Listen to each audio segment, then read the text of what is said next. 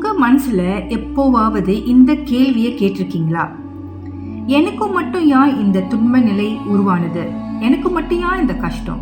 எவ்வளோதான் முயற்சி செய்தாலும் அதே துன்பம் மீண்டும் மீண்டும் வருதே, ஏன் ஏன் எனக்கு இப்படி நடக்குது? இந்த கேள்வியை கேட்காத மனிதர்களே இருக்க மாட்டாங்க.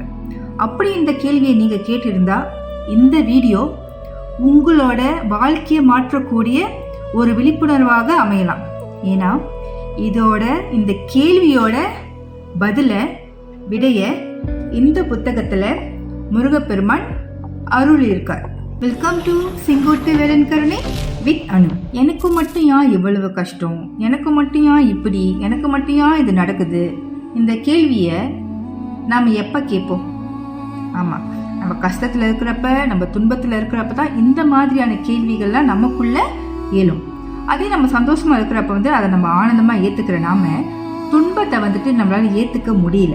அப்போ துன்பமே வரக்கூடாதுன்னா நாம் என்ன செய்யணும்னு நீங்கள் யோசித்தது உண்டா?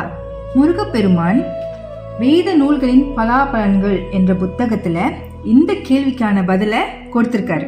இந்த வரிகளை படிக்கிற கேளுங்க. எனக்கு ஏன் துன்ப நிலை சித்திக்கின்றது எனும் வினாவின் உயரிய விடை என்பது ஆன்ம விடுதலையினை ஏற்றிவிட தூண்டிடும். புறத்தினை தோன்றுகின்ற துன்ப நிலைகள் தவிர்த்திடல் வேண்டுமெனில் பிறவா நிலை இதனை பெற்றுவிட வேண்டும்.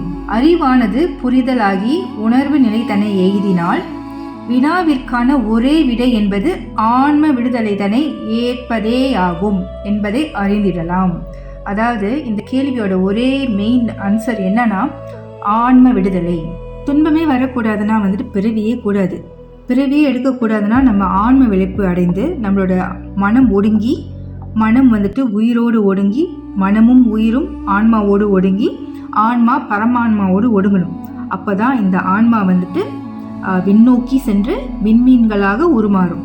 அப்போதான் இந்த துன்பத்திலேருந்து நம்மளுக்கு விடுதலை. இதுதான் இந்த கேள்விக்கான உண்மையான ஆன்சர், அதாவது உண்மையான விடை இதுதான், ஆன்ம விடுதலை.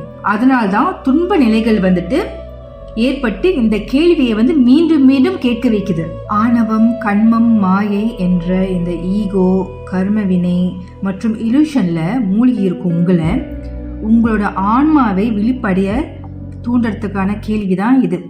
அதற்கு முக்கியமான ஒரு விஷயம் என்னன்னா ஆன்ம விழிப்புணர்வு. ஆன்மா விழிப்புணர்வு அடையிறதுக்காக தான் நம்மளோட ஆன்மா இந்த கேள்வியை மீண்டும் மீண்டும் கேட்குது.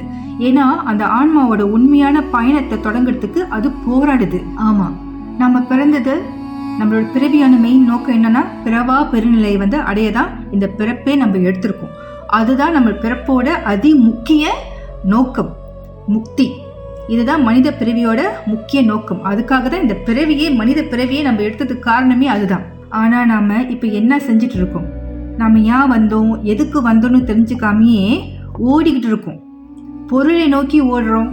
இந்த ஐம்புலன்களால் ஏற்படும் அந்த இன்பத்தில் மூழ்கி இருக்கும். நான் இன்னைக்கு உங்ககிட்ட சில கேள்விகளை முன் வைக்கிறேன். நீங்க வரப்ப ஏதாவது கொண்டு வந்தீங்களா? போறப்ப ஏதாவது கொண்டு போக போறீங்களா? உங்களோட ஆன்மா அதோட உண்மையான பயணத்தை ஆரம்பிச்சிருச்சா?